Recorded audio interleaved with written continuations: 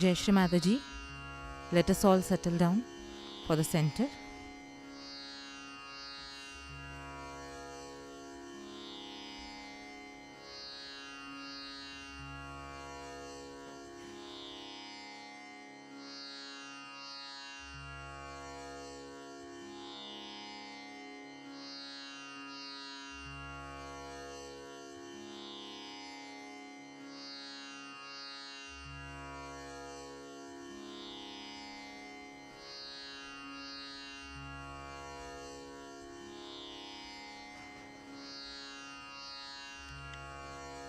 Let us all do pranam to Shri Mataji, raise our Kundalini and take bandhans.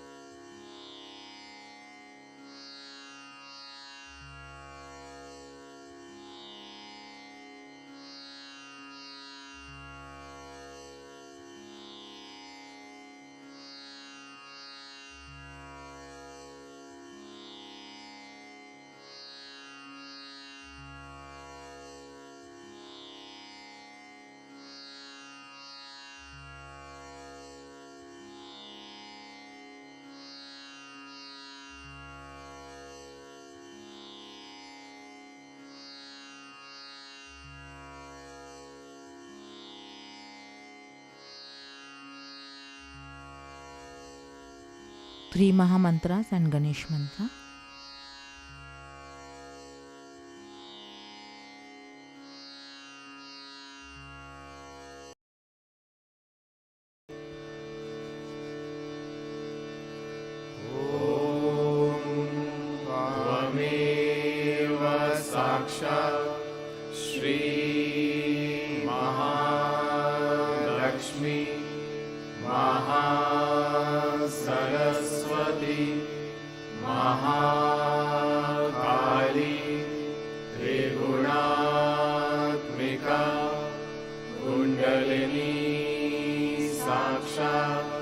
Shri शक्ति माता जी श्री निर्मला देव्यै नमो नमः।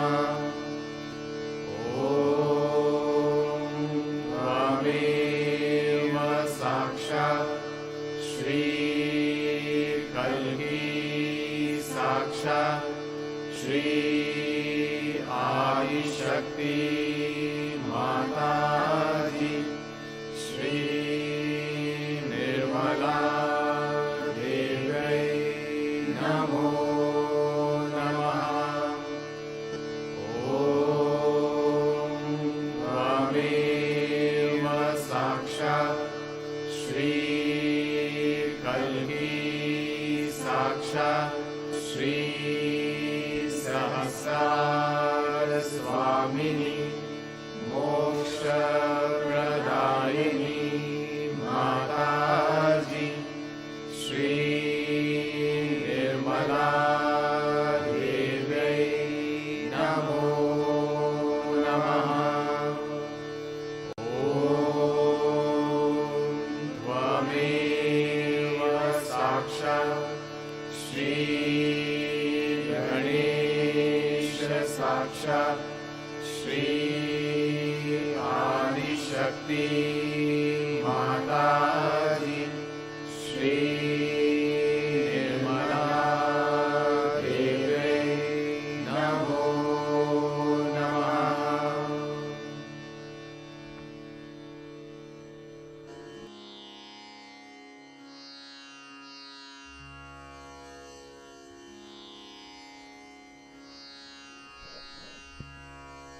O Mother Shri Ganesha, please help us to go into meditative state. Please remove all the obstacles in going into meditation. Both hands on Mother Earth and let's recite Shri Ganesha Atharva Shirsha.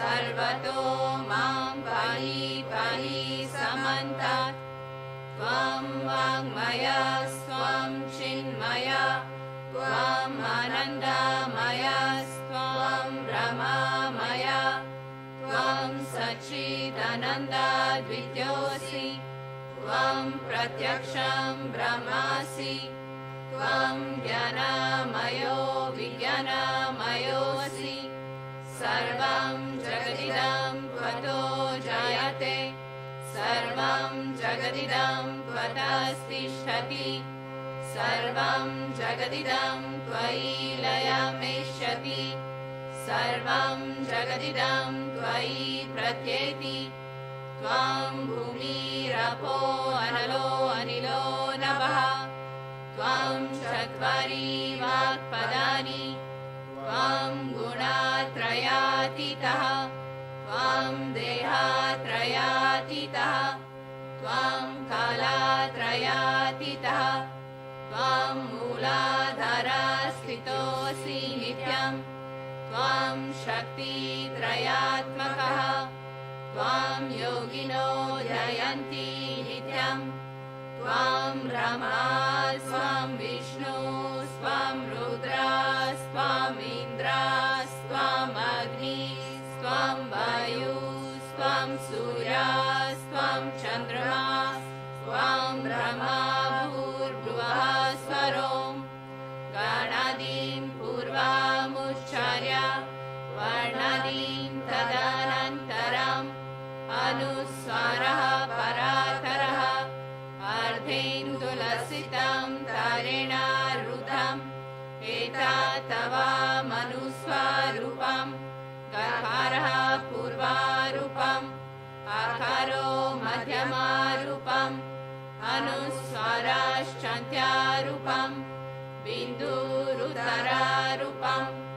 नादः सन्धानं सहिता सन्धिः सैषा गणेशा विद्या गणका ऋषिः निषद् गायत्री छन्दः गणपतिर्देवता ॐ गं गणपतये नमः एकदन्ताय विद्महे वक्रतुण्डाय धीमहि तन्नो दन्ती प्रचोदयात् एकदन्तं चतुर्हस्तं पाशाम् अङ्कुशधारिणं वरदं च वरदं हस्तैर्बिभ्रणं मूषध्वजं रक्तं लम्बोदरं शूर्पकर्णकं रक्तवाससं रक्तगन्धनुलिप्ताङ्गं रक्तपुष्पैः सुपूजितं भक्तानुकम्पिनं देवं जगत्कारणम् अच्युतम् आविर्भूतं च सृष्टयादो प्रकृते पुरुषात् परम् एवं ध्यायति यो नित्यं सः योगी योगिनां वरः नमो व्रातपतये नमो गणपतये नमः प्रमथपतये नमस्ते अस्तु लम्बोदराय एकदन्ताय विघ्ननाशिने शिवसुताय श्रीवरदामूर्तये नमो नमः साक्षात् श्री आदिशक्ति माताजी श्री निर्मला देव्यै नमो नमः।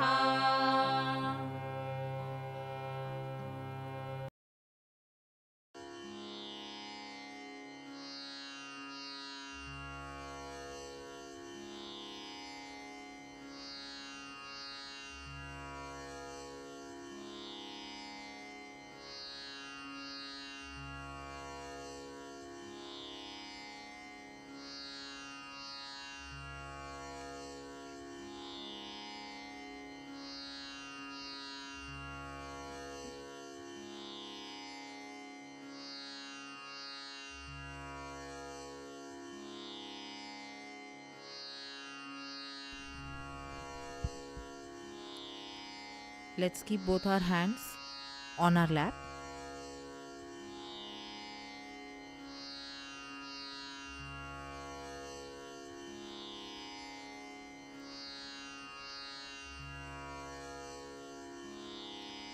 We'll bring the left hand on right nabhi and right swadhisthana.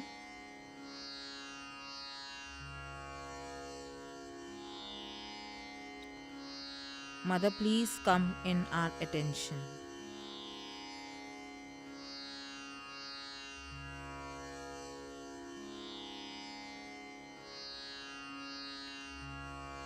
Shrimataji, you are the doer, you are the enjoyer. We do nothing.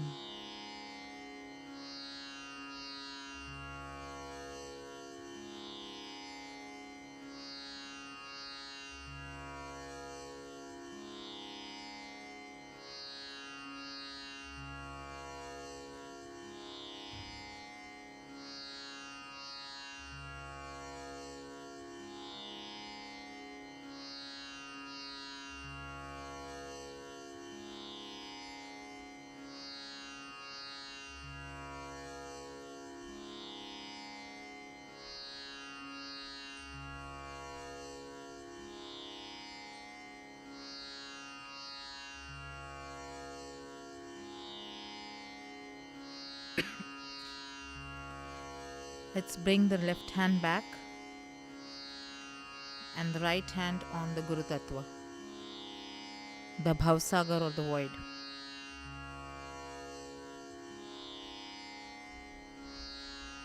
Shri Mataji, please give us satisfaction.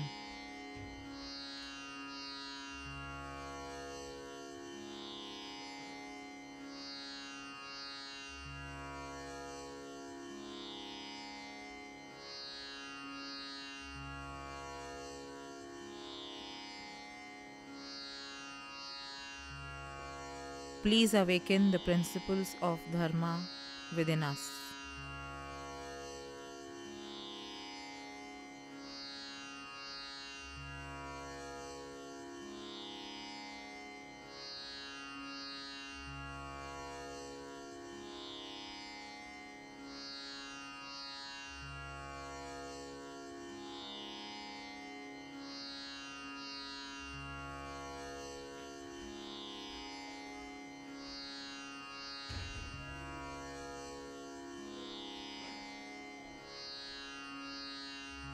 Mother, please bless us with a balanced temperament.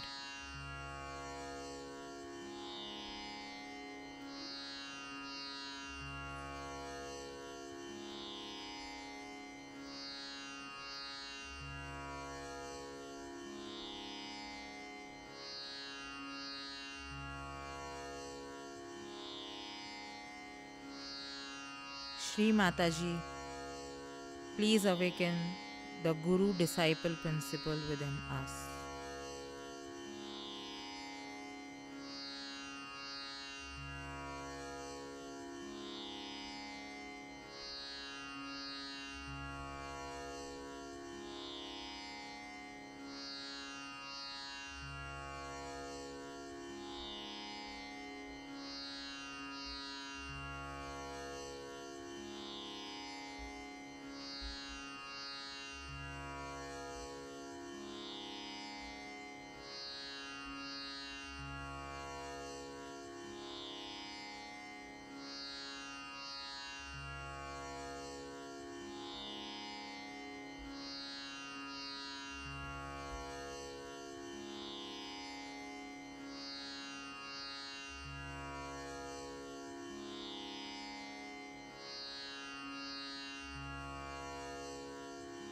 Let's bring the right hand on the left heart.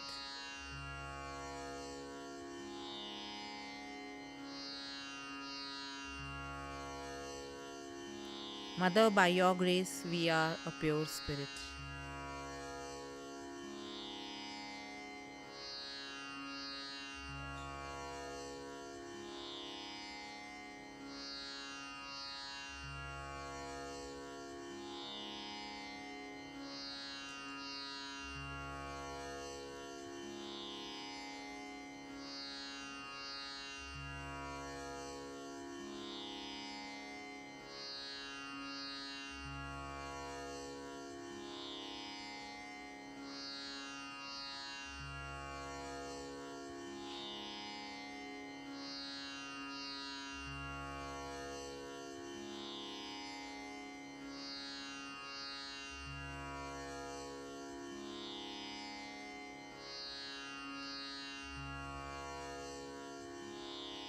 We'll put both the hands on our heart, center heart.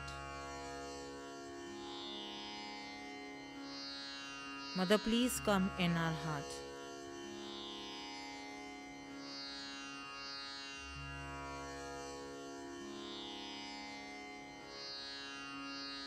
Please fill our hearts with all your love and compassion.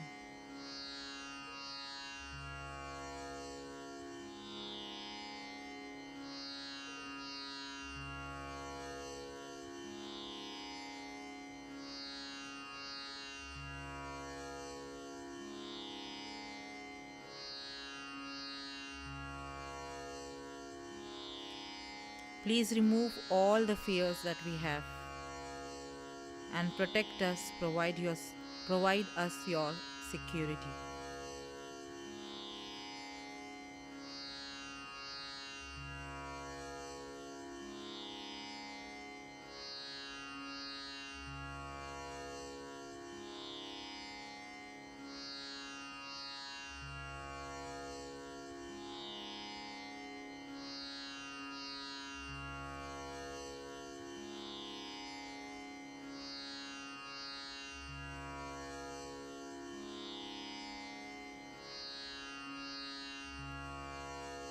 Let's bring the right hand on our left Vishuddhi.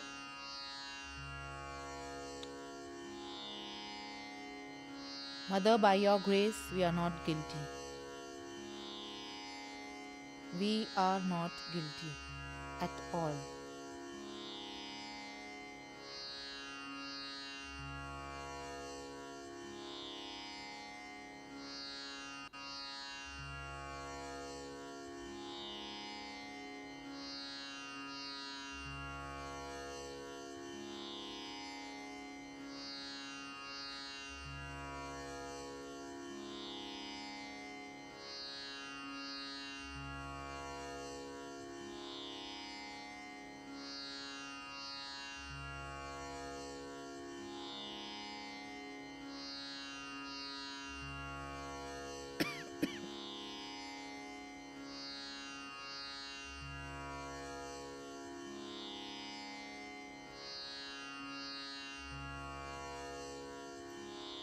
We'll bring the left hand on the right Vishuddhi.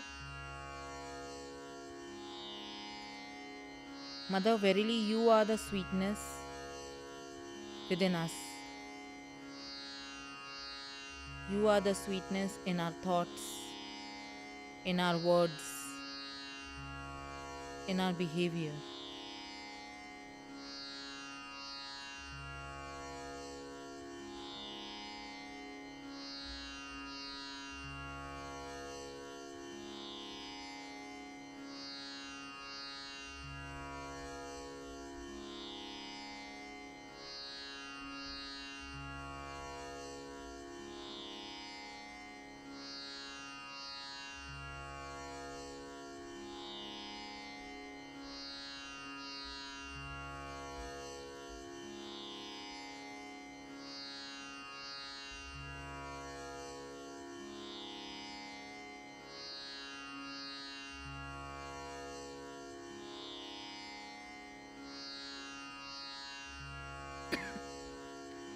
Let's bring both our hands back on lap. Attention on central Vishuddhi.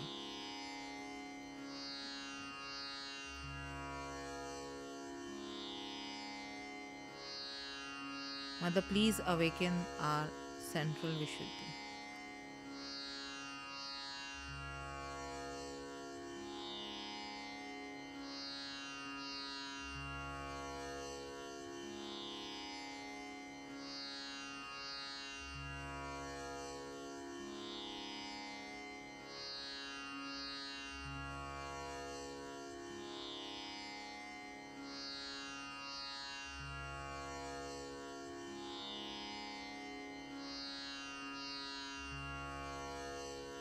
Please give us the power to witness, Shri Mataji.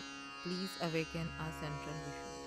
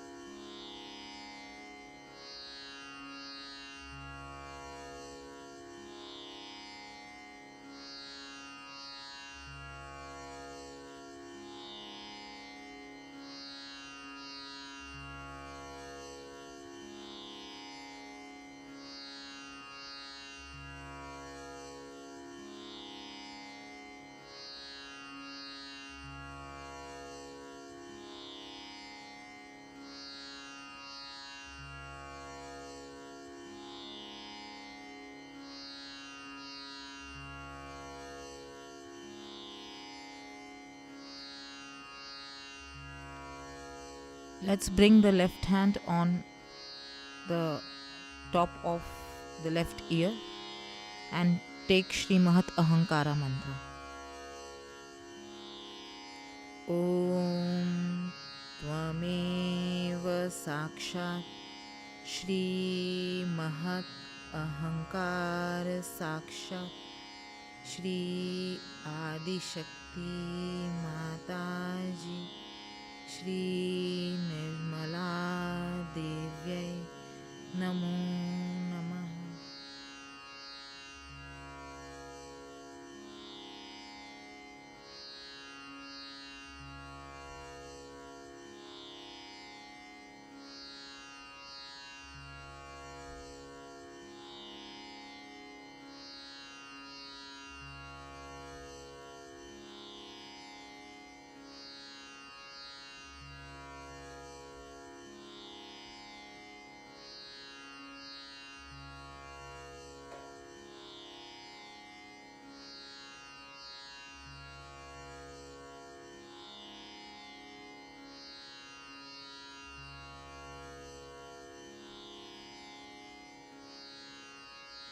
Left hand back on the lap, right hand on back agya. Shri Mataji, please come in our heads. Mother, please forgive us for whatever we have done, knowingly or unknowingly.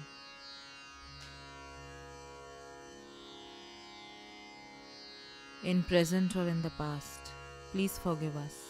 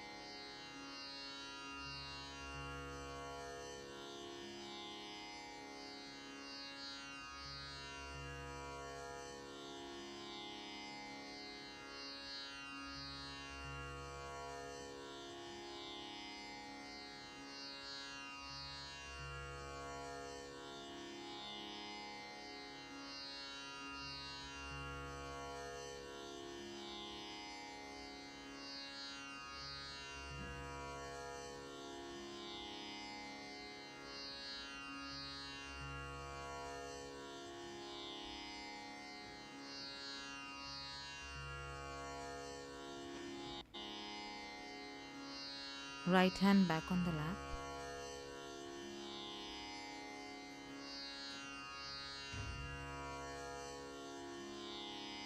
Let us take the left hand towards the sky.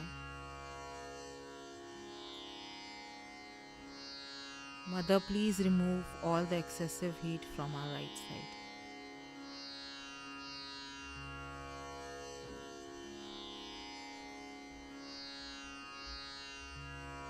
Mother, please give us all good physical health.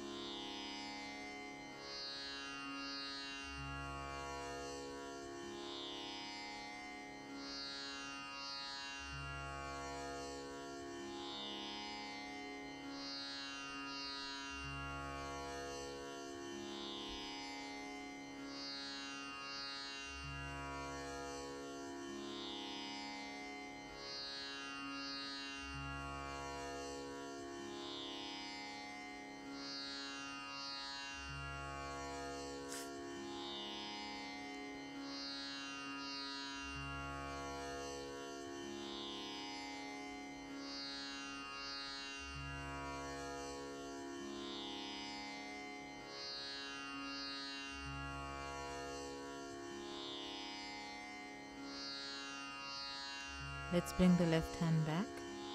Attention on Sahasrara.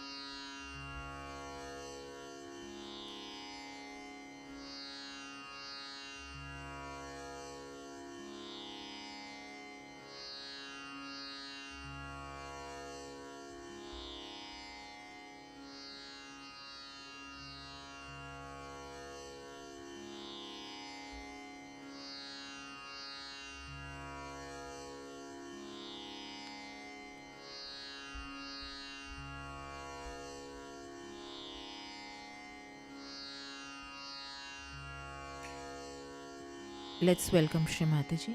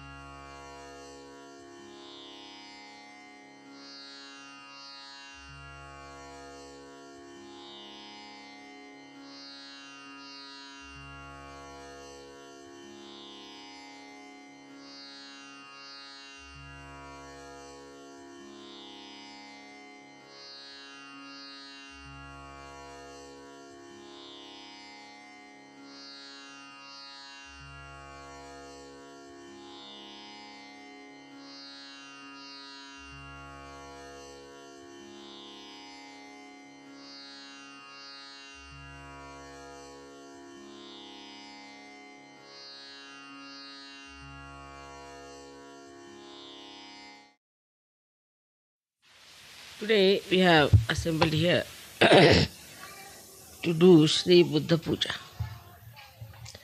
I don't know how many of you have read of Buddha's life and how ultimately he achieved his enlightenment. I don't know how many of you have really seen the Buddhists or have met them, those who call themselves Buddhist. As in every religion, all of them got lost into some sort of a fundamentalism because none of them got realization. And that's why everybody established their own style of religion. Even you can say that Tao of Lao Tse also, or Zen of Viditama, all of them are offshoots of the same.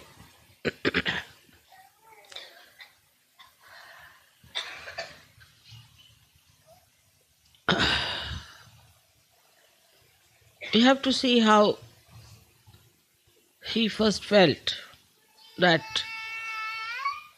one has to seek something beyond life. Once we are very much satisfied with whatever we have, because he was a king's son, he had a very nice wife, he had a son, and naturally anybody in that position would be quite satisfied.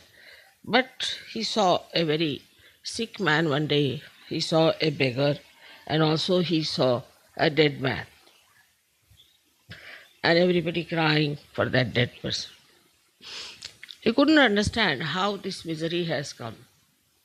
And what is the need to have this misery? So he gave up his family, he gave up his luxuries of life, everything he gave up and went in search of the truth, as many of you have done. He would have been lost also, I would say, because he read all the Upanishads and he read all the books that were possible for him to say what is the truth is. But he couldn't get anything he took a complete sannyasa, in the sense, as far as the food is concerned, as far as the entertainment is concerned, everything he gave up.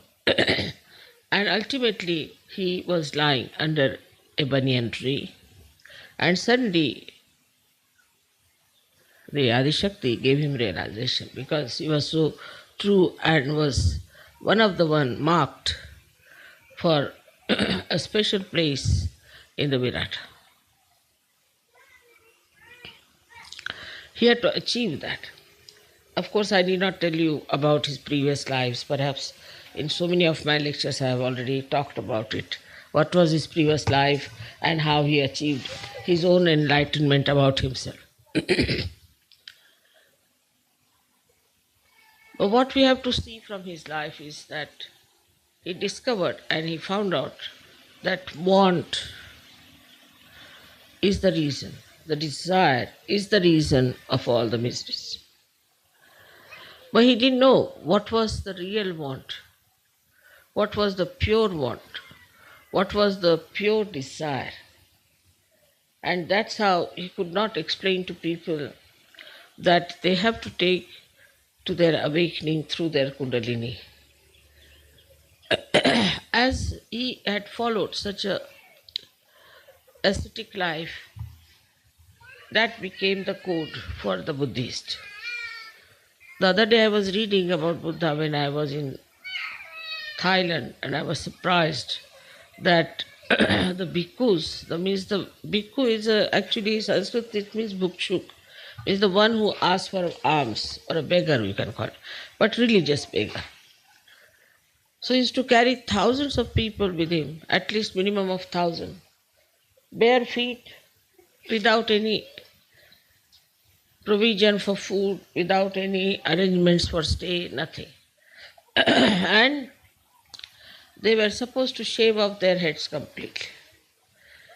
No moustaches, no hair on the body at all.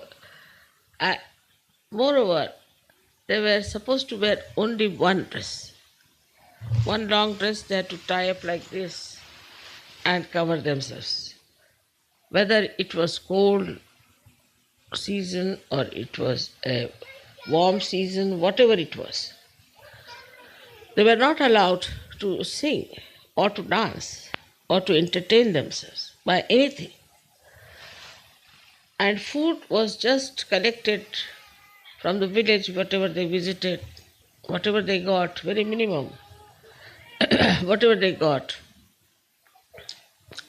it was cooked for them, and they would offer their guru first and then eat that food. Imagine 1,000 people going like that, bare feet, in the scorching heat or in the mud or in rain. In all seasons they used to walk, giving up all their family relationships. Even if the husband and wife, both of them joined the Sangha, then they were not supposed to live like husband and wife. So, to give up all other physical wants, mental wants, emotional wants, was the way they tried to follow, because he said the want creates it. But if you see the Buddhist, they do all these things. You'll be amazed, even if he's a king, he does that. And many kings who joined at that time, one of them was Ashok from India. He dressed up like that, he became like that, he started traveling in the same manner and tried to lead a complete ascetic life. Very difficult life it was, and they thought that by doing all that, they will achieve their realization. They say that 2 of his disciples did achieve. Their names are Moggallana and Sariputta. These 2 people got their realization. But the whole thing was absolutely a life dry and insipid. Had no fun in it. No children were allowed. No family life was allowed. So it became a very secluded, very harsh, I can say very dry life. though it was called as a Sangha, means the collectivity. But in that collectivity, there was no report as such because they were not supposed to talk too much. They were not supposed to uh, discuss anything about, say, politics or economics or anything. Only they could talk about meditation of achieving the highest life. So you can imagine what sort of life they had to lead to become enlightened. And that idea continued in so many religions. Especially, it then started making people take away the money of the householders by saying that you have to give up everything. Of course, at the time of Buddha also, they had to give up everything and join the Sangha. But here, it was a genuine effort of Buddha to take them to enlightenment, to make them people who were knowledgeable about the absolute realities. But it did not happen. And that is the reason why we find that Buddhists have gone into different types of funny Buddhism. For example, now we have some Buddhism, say in Japan, where it was not allowed to kill any animal. So they said, all right, we are not killing any animal, but we can eat killed animals. They found out a solution out of that. Then also, then they could kill human beings because it's not allowed to kill animals, but we can kill human beings. So Japanese become experts in killing human beings. How people find out loopholes, you can see this very clearly. Then the second type of Buddhism came where this Lao Tse taught about Tao. But Tao actually he's the only one who started talking about Kundalini. Tao is the Kundalini. But that too was too much for these people. They just couldn't understand what he was talking about. But the way he expressed himself in paintings and other things, just to deviate from that kind of a harsh Buddhism. But somehow, despite that, it never took proper roots.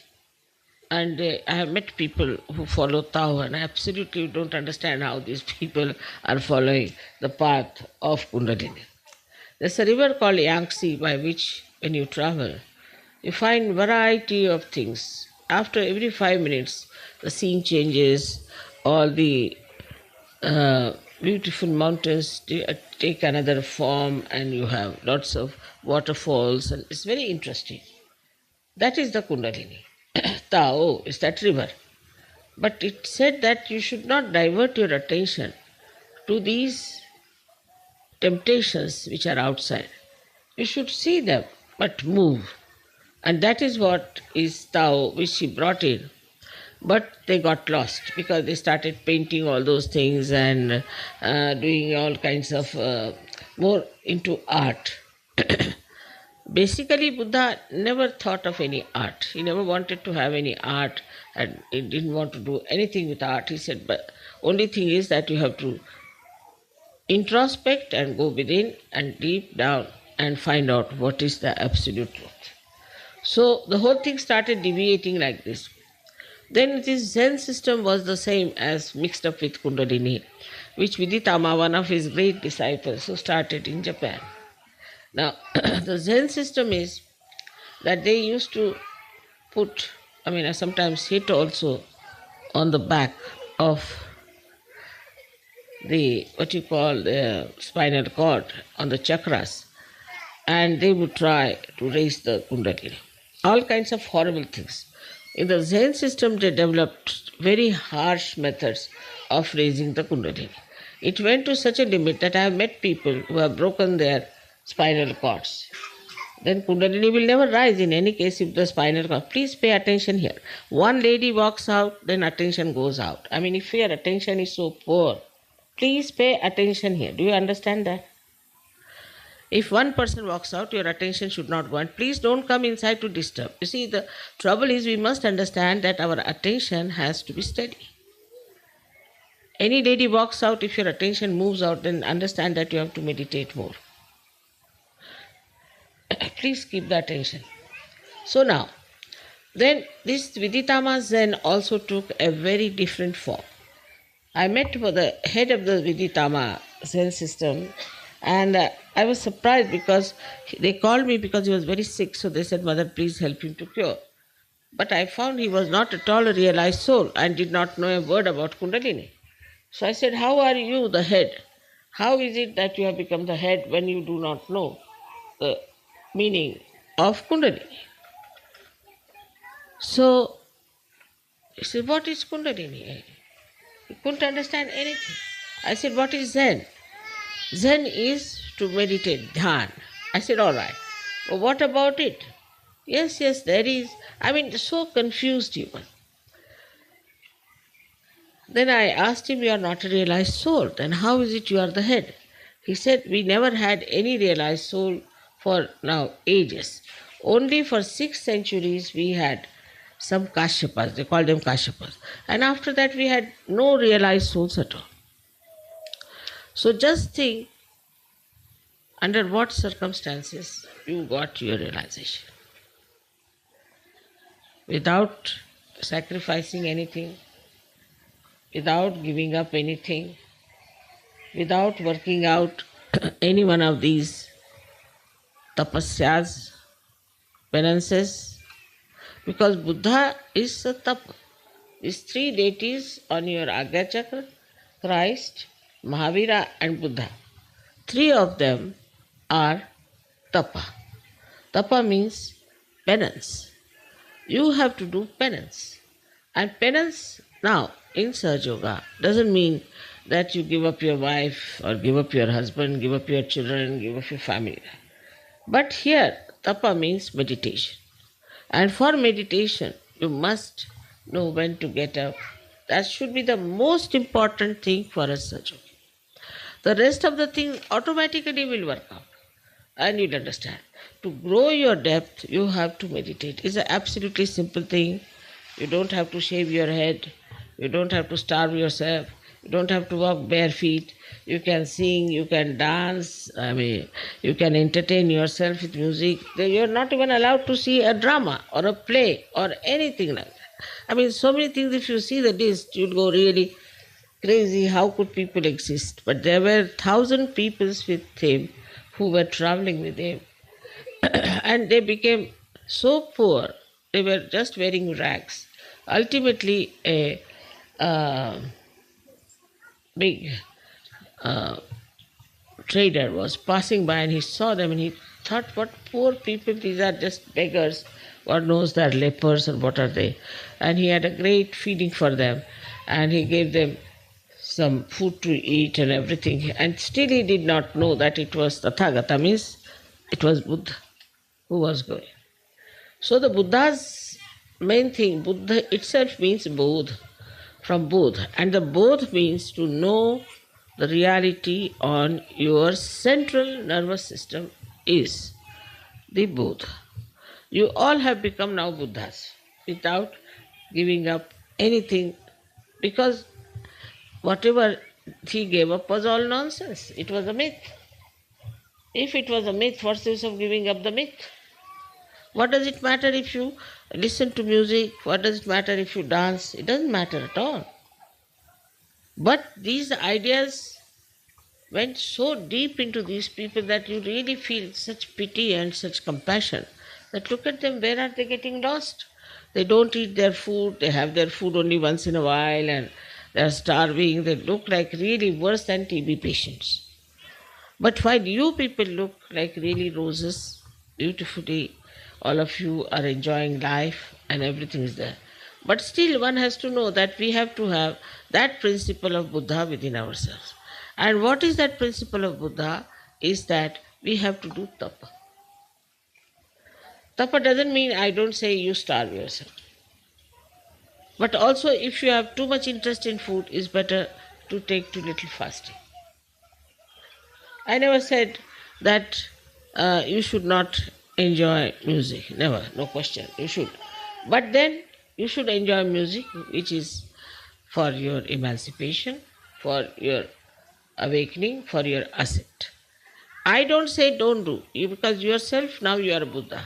Buddha was not to be told anything. He told everyone, but he was not to be told. In the same way, I don't have to tell you. It is only you have to understand. But sometimes we are really bound by so many conditionings that I find very difficult for people to understand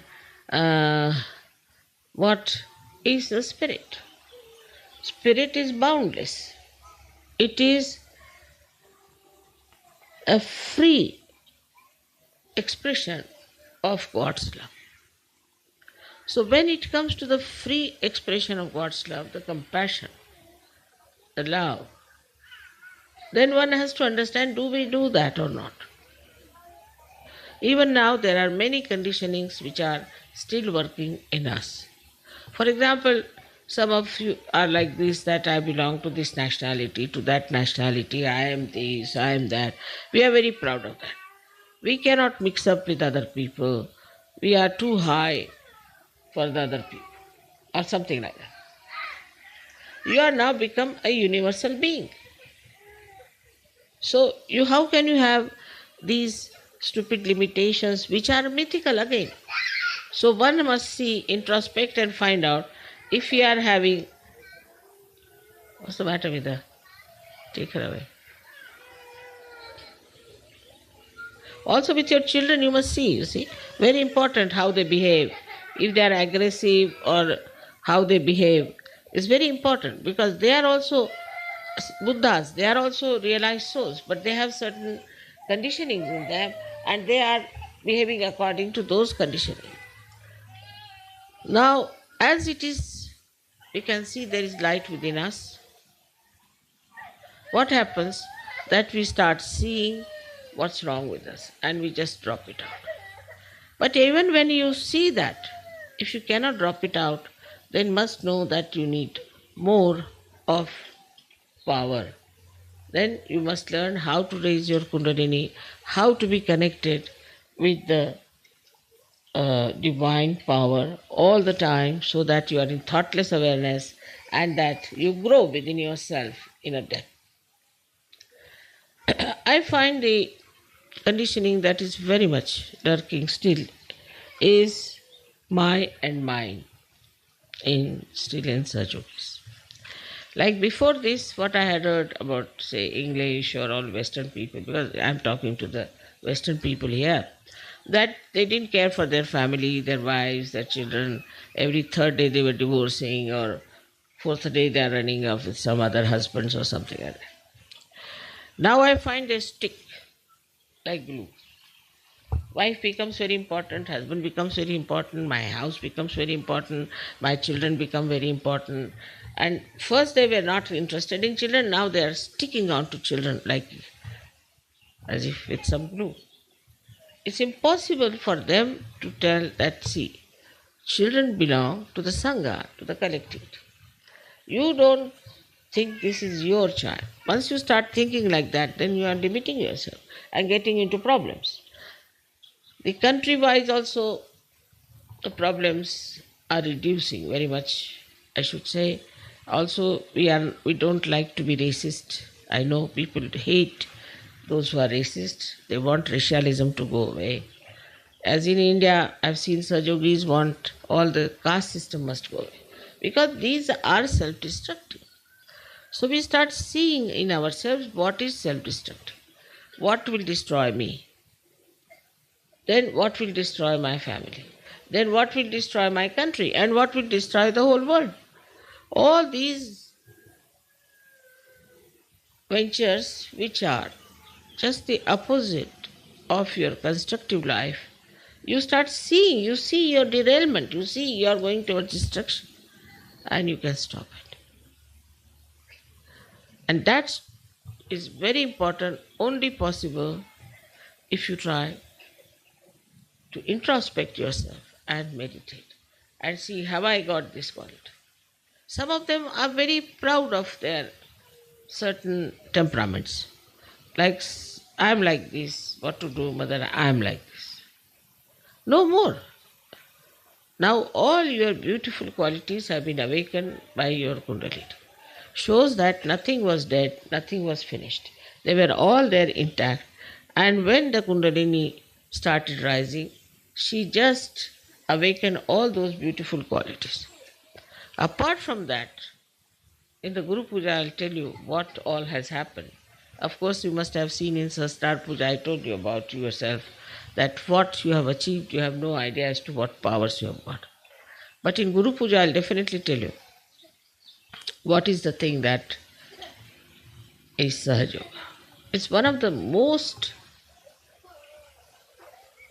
precious thing that a human being should have known long time back.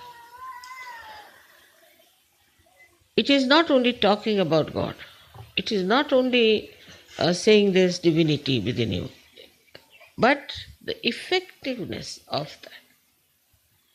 So you don't need any science. You have any problem, all right, give a bandhan, finished. So simple. If you want anything, just give a bandhan, it's finished. You want to give realization, you raise that. That's Kundalini is raised. Everything that you can do with science, you can do with Sahaja. We are also computers. Sometimes I say something, say, Mother, how do you know? So I am a computer, no doubt. But you all are computers. Only thing you have to develop your depth. Now you are on the right lines. So we don't need this science which can destroy all of us. Everything can be done through Sahaja. And this is what I'll explain to you in Guru Puja, how you become so capable. So please have self-esteem. You must have self-esteem and understand that you are a Sahaja. First and foremost, you are a Sahaja. And as Sahaja, you have to achieve that state where you become absolutely capable of doing whatever science can do. Whatever anybody could do. This is the real Siddhi. Means you become an embodiment of all the powers. There's some people who come and tell me, Mother, we can't open our heart. I mean, I don't see you have an open heart surgery. But to open my heart means just see what's wrong with you. Can't you feel compassion? But I've seen people having an open heart for a dog or for a cat. But they don't have open heart for their children sometimes. Now, how can you not have an open heart in Sahaja Yoga? That's the first place where the spirit exists. And it emits its light. And when it emits its light, that's the first place where you see the life of a person who is full of love. So how can it be there is this problem that I can't open my heart? This must be coming because you have only ego but no self-esteem. So Buddha is the one who is the killer of ego. He is the killer of ego. He is, as you have seen it, he is moving on your Pingala Nadi and comes and then settles down on this side, the left side.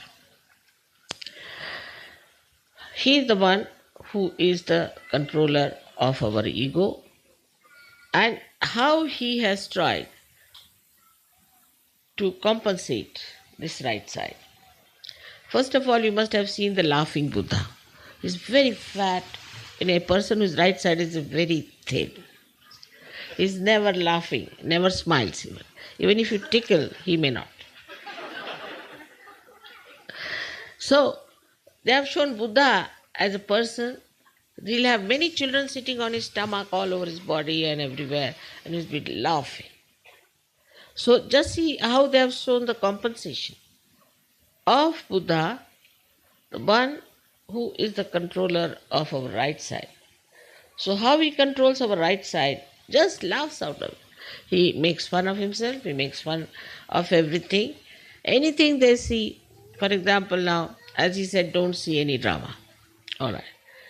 I say you see every drama. But in that you see with your enlightened consciousness, you can see the stupidity of it and enjoy the stupidity.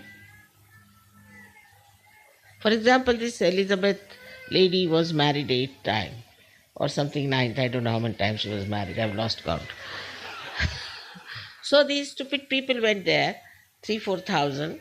Imagine, more than you people. Were standing around, and there were helicopters who were sending parachutes down, and everybody was so much enamored, and the parachuters were falling on the trees, sometimes falling on the people. And it was all in the newspaper, a big news for these Americans, you see. So you should see the stupidity of that. If you could see the stupidity, then it's all right. But if you become one of those spectators and think that, oh, what a thing is the... what a luck that I've been able to see this lady, such an inauspicious person, going for her honeymoon. Then, you see, anything you see. Now say, I went to Rio and they showed me the way they are having carnival. My God, I felt like vomiting. It's so repulsive.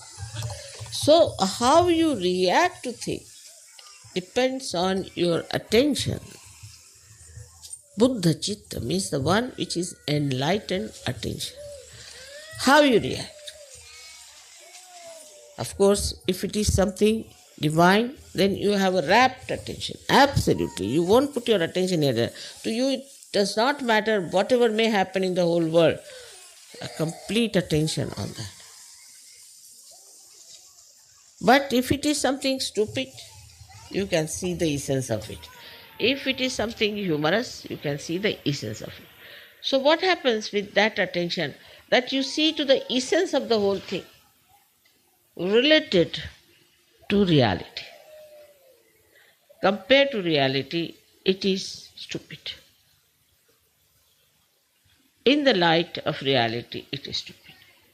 It can be mythical, it could be false, it could be hypocritical, all kinds of things which are not reality. But if you are a Sahaja-yogi, you should be able to see that point and enjoy. I have seen children do that very easily and they understand. Up to a certain age, then I don't know what happens to them. But say when I had my children, they used to go to see Ram Leela, you see. Very small they were, at those school, they were studying in school. Every day they would go with our servant to see. All the servants would have a Ram Leela and they would go and see. And they would come back and tell me all the fun about it. And they said, today Dashrath and his wife, you see, had such a fight. And suddenly we discovered both were men in that fight, you know. They were fighting each other. Something like that. And every time they used to tell me the fun of it. But my servant said, look at our, this baby, they call them, the babies. See how they were enjoying, all the time laughing. They were so enjoying this Ram Leela as we were enjoying. You see the difference. These girls were laughing at the ridiculousness of the whole thing, while this fellow was thinking that they were really enjoying it and all that whole thing. So this is the understanding. Same thing when you see, what is your reaction? That depends on your chitta, on your attention, which is enlightened. An enlightened attention reacts in a very different manner than a stupid attention or a confused attention or the attention which is full of negativity. So, one has to judge how you react. Like I saw one funny punk fellow come to me. I said, why do you do like this? So one Sahaja-yogi said, Mother, you shouldn't say like that. I said, why? You see, after all, that's his religion. I said, really? This is his religion. So the fellow says, what's wrong? I said, wrong is that you have no identity. You have no self-esteem. That's why you try to paint yourself and try to show that you are this and you are that, which you are not. Why don't you become what you are? And that fellow became a Sahaja-yogi later. And this is what we have to see, that we have to accept what we are, and we are the spirit. And if we are the spirit, then we have to live and enjoy and do whatever is necessary. But there are four things which Buddha has said very nicely, which all of you should say every morning, I think, to understand. So first he says, Buddham Sharanam Gacchami. I surrender myself to Buddha. Means I surrender myself to my awakened attention, to my awakened consciousness. Buddham Sharanam Gacchami. It is very important to know that he said it again and again. Then he said, Dhammam Sharanam Gacchami. That is, I surrender myself to my dharma. Dharma is not what is outside these religions which are mythical and which are gone into some sort of a perversions, but the religion within myself, the innate religion. I surrender myself to that, which is righteousness, which you know very well, what are the real things within us which gives us all the value system. Then the third thing he has said, Sangham Sharanam Gacchami. I surrender myself to collective. You have to meet. I am trying my level best to get some place where you can all meet, even in the name of a picnic or anything, at least once a month.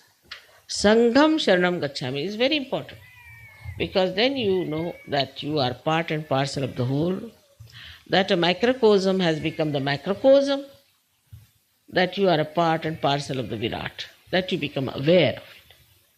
And that is how things work out very fast. That is how we help each other. That is how we discover a person who is negative, that's how we discover who is not. We discover a person who is egoist, who is not egoist.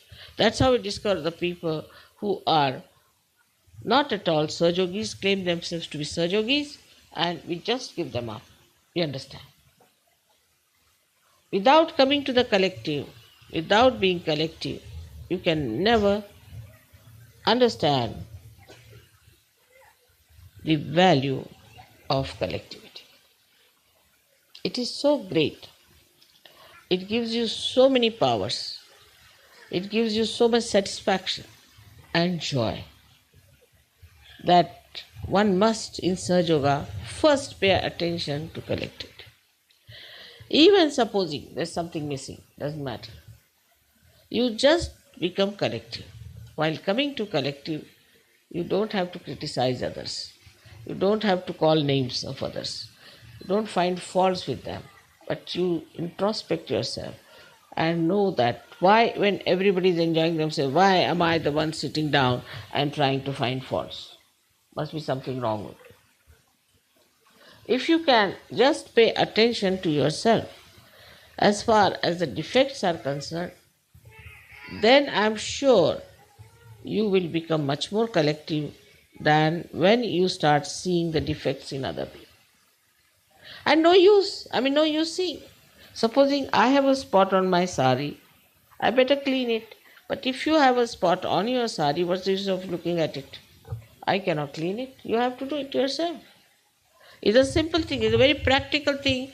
And this kind of a practical... Can you hear me, all of you?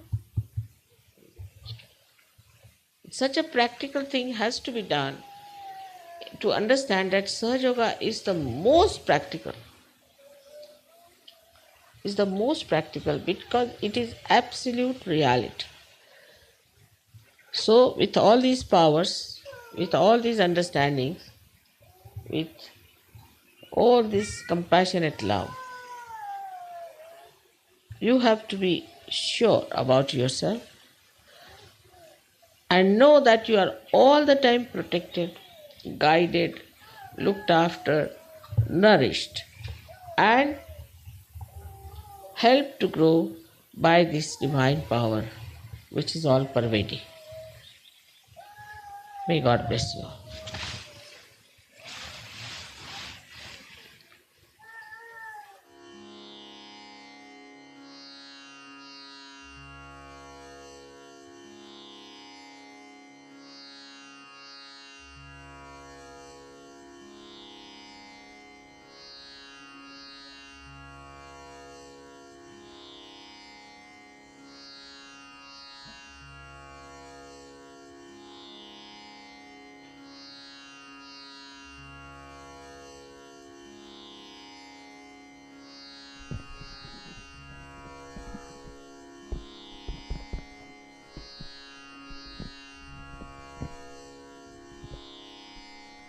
let us now enjoy some bhajans.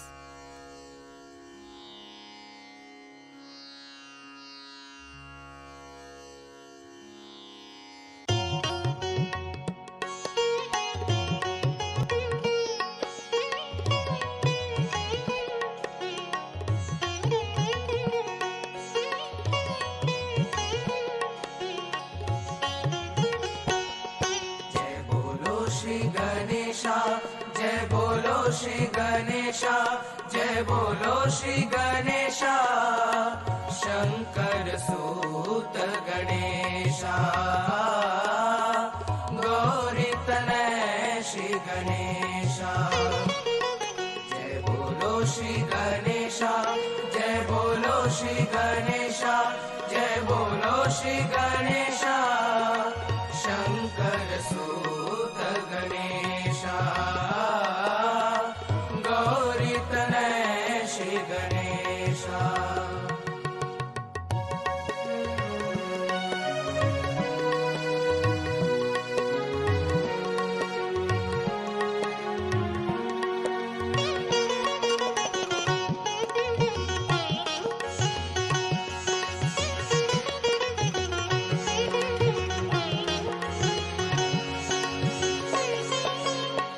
महिमा में तेरी जो है अमृत करता है मूलाधार चक्र को जागृत महिमा में तेरी जो है अमृत करता है मूलाधार चक्र को जागृत अबोधिता दे निर्मल नंदन करे गणपति तेरा ही वंदन करे गणपति तेरा ही वंदन प्रथम पूजे तू हमेशा जय बोलो श्री गणेशा जय बोलो श्री गणेशा जय बोलो श्री गणेशा जय बोलो श्री गणेशा शंकर सूत गणेशा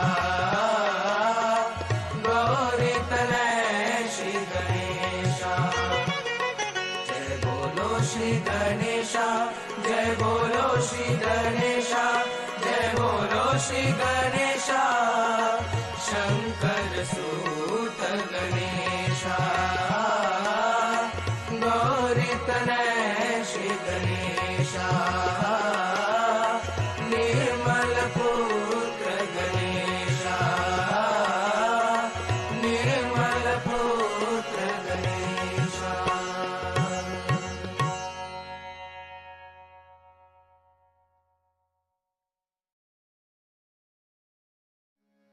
बुद्धं शरणं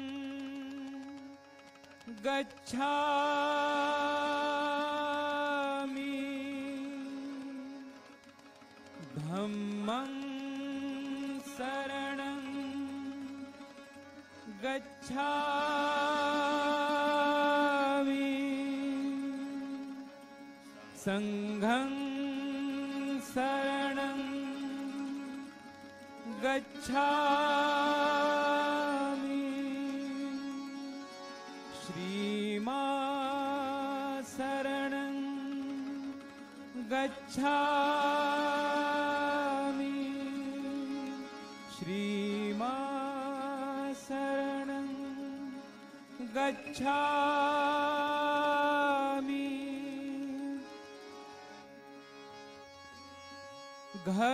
घबराए जब मन अनमोल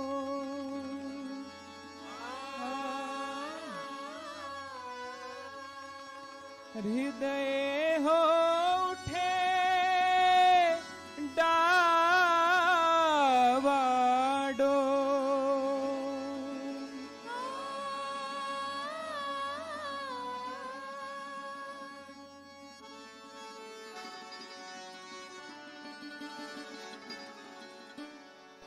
घबराए जब मन अनमोल और हृदय हो डावाडोल मानो तू मुख से बोल, बुद्धं शरणं गच्छामि।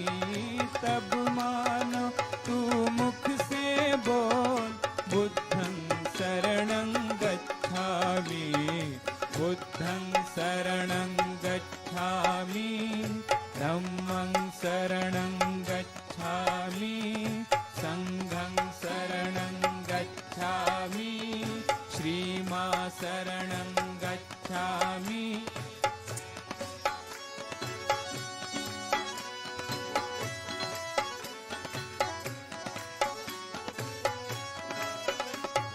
जब अशांति का राग उठे, लाल लहू का फाग उठे, जब अशांति का राग उठे, लाल लहू का फाग उठे, इंसा की वो आग उठे, मानव में पशु जाग उठे, धरती की काया कांपे, अंबर जगमग उठे बोल। तब मानो तू मुख से बोल, बुद्धं शरणं गच्छामि। तब मानो तू मुख से बोल, बुद्धं शरणं गच्छामि, बुद्धं शरणं गच्छामि, धम्मं शरणं गच्छामि, संघं शरणं गच्छामि, शरणं गच्छामि, श्रीमा शरणं गच्छामि।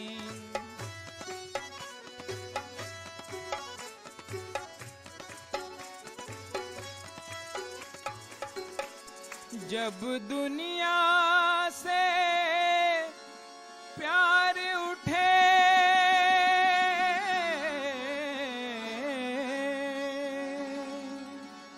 जब दुनिया से प्यार उठे, नफरत की दीवार उठे, माँ की ममता पर जिस दिन बेटे की तलवार उठे,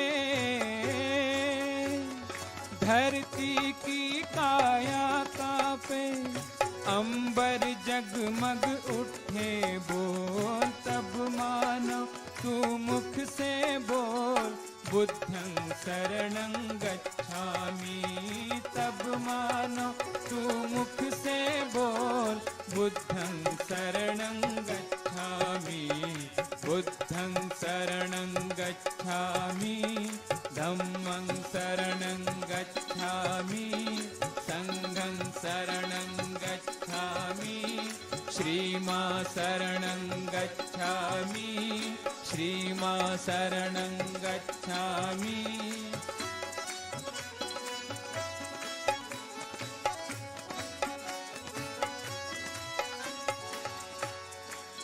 दूर किया जिसने जन मन के, व्याकुल मन का अंधियारा, जिसकी एक किरण को छूकर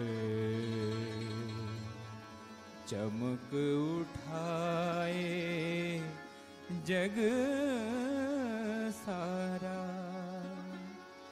दीप सत्य का सदा जले, दया अहिंसा सदा फले, सुख शांति की छाया में जन मन गन का पेड़ पले। भारत में भगवान बुद्ध का गूंजे घर घर मंत्र अमोल। तब मानो तू मुख से बोल, बुद्धं शरणं गच्छामि। तब मानो तू मुख से बोल, बुद्धं शरणं गच्छामि, बुद्धं शरणं गच्छामि, धम्मं शरणं गच्छामि, संघं शरणं गच्छामि श्रीमा शरणं गच्छामि श्रीमा शरणं गच्छामि श्रीमा शरणं गच्छामि श्रीमा शरणं गच्छामि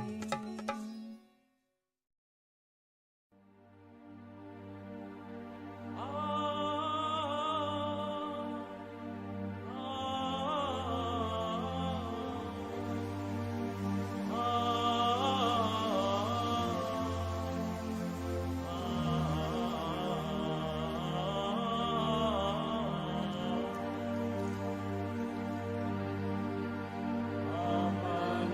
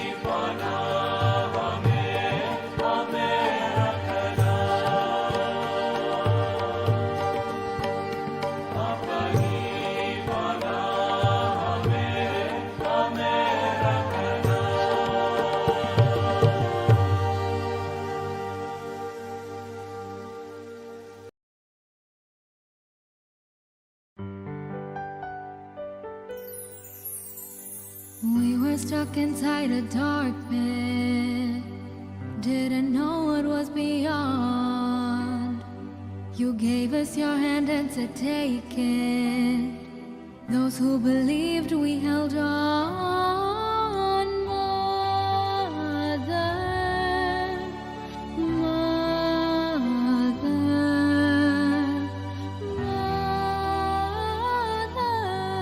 oh mother,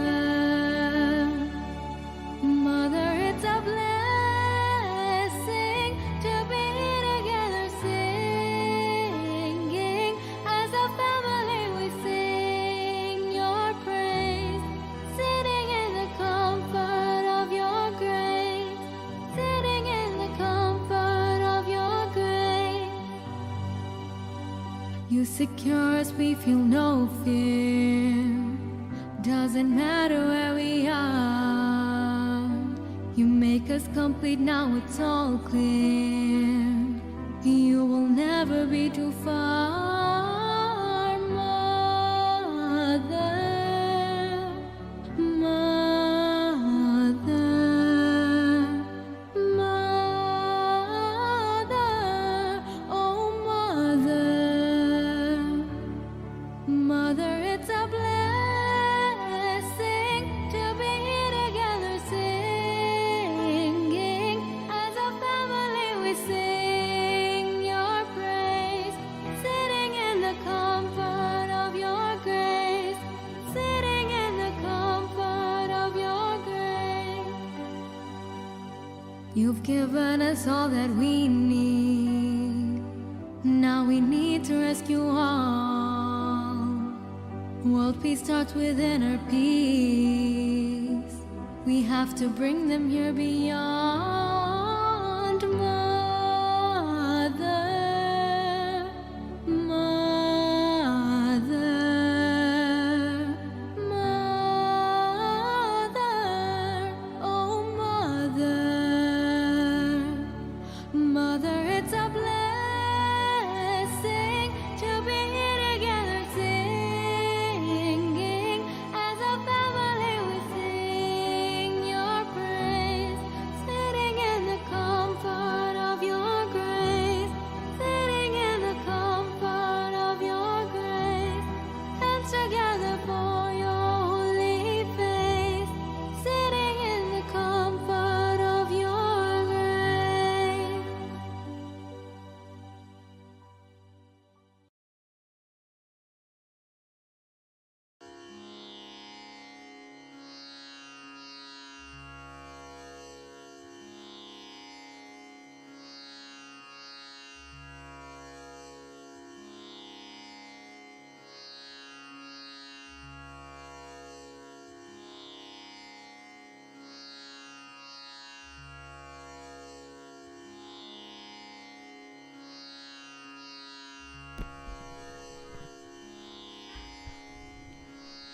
Let's prepare for Aarti.